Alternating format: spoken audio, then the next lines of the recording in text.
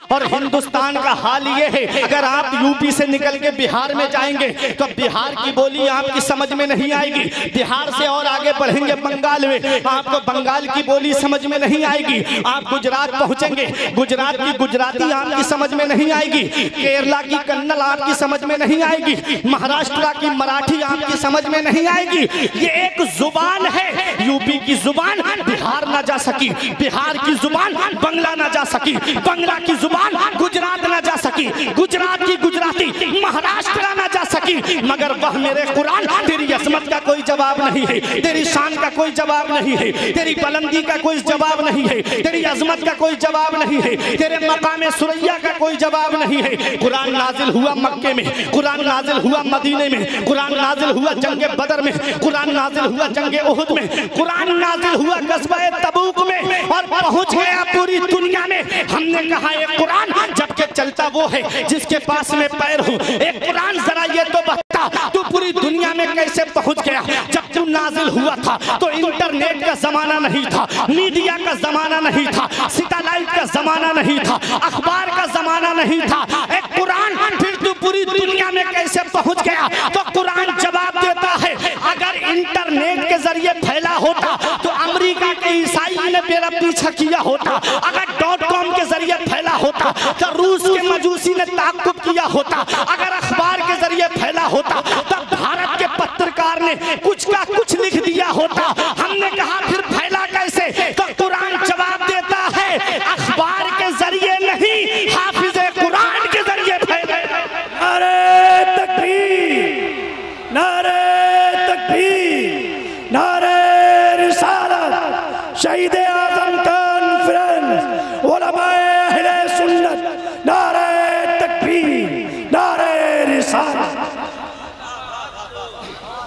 ہر چیز کا بیان قرآن کے اندر موجود ہے، ہر چیز کا ذکر قرآن کے اندر موجود ہے. پر امام غزالی کے پاس میں ایک غیر مسلم آتا ہے، مسلمان نہیں، علماء کی توجہ، غیر مسلم آتا ہے اور آ کر کے امام غزالی سے کہتا ہے اے امام غزالی تمہارے قرآن میں ایک دعویٰ کیا گیا ہے. فرمایا کون سا دعویٰ؟ کہا وَلَا رَطْبٍ وَلَا يَابِسٍ إِلَّا فِي كِتَابٍ مُبِينٍ، کہ کوئی خشک و تر چیز ایسی نہیں جس کا ذکر قرآن کے اندر موجود نہ ہو. مطلب ہر چیز کا بیان قرآن میں ہے. تو آپ مجھے ایک سوال کا جواب دیجئے. آپ نے فرمایا کر. اس نے کہا کہ مجھے یہ بتائیے گا قرآن میں ستاروں کی چال کا ذکر ہے. ستارے جو آسمان میں چلتے ہیں وہ دو طرح سے چلتے ہیں، ایک مثبت انداز میں چلتے ہیں، دوسرے منفی انداز میں چلتے ہیں. ایک سیدھی چال چلتے ہیں، دوسرے الٹی چال چلتے ہیں. تو مجھے یہ بتائیے گا جب میں نے تمہارا قرآن پڑھا تو مجھے اس میں سیدھی چال کا ذکر مل گیا لیکن مجھے الٹی چال کا ذکر نہیں ملا. امام غزالی حیرت سے دیکھنے لگے یہ غیر مسلم ہے اور قرآن پڑھتا ہے، یہ غیر مسلم ہے اور قرآن کی تلاوت کرتا ہے. آج ہم قرآن پڑھتے ہیں تو کسی کا انتقال ہو گیا تو تیجے میں جا کے رسماً قرآن شریف کی تلاوت کر دی، یا کسی کے گھر قرآن خوانی ہوئی تب قرآن کی تلاوت کر دی.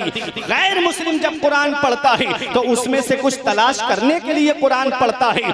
دیکھ لو غیر مسلم جب علامہ صدر الافاضل نعیم الدین مراد آبادی سے ایک آریہ کا مناظرہ ہوا تھا تو اس آریہ نے کھڑے ہو کے کہا تھا مولانا تم ہم سے مناظرہ کرنے آئے ہو، تم کو پتا ہے ہمیں تمہارے قرآن کے 14 سپارے زبانی یاد ہے، اگر تم کو ہماری کسی کتاب کا ایک پاٹ یاد ہو تو وہ ہم کو پڑھ کر کے سنا دو. علامہ صدر الافاضل نعیم الدین مراد آبادی نے کہا اب بھی تیری سمجھ میں نہیں آیا؟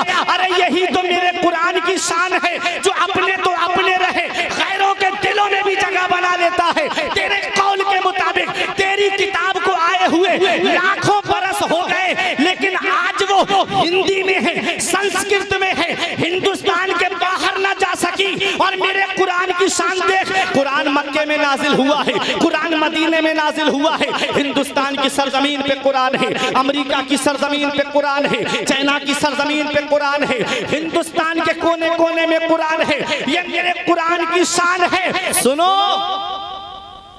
میرے آقا کے دور میں 700 حفاظ کرام تھے.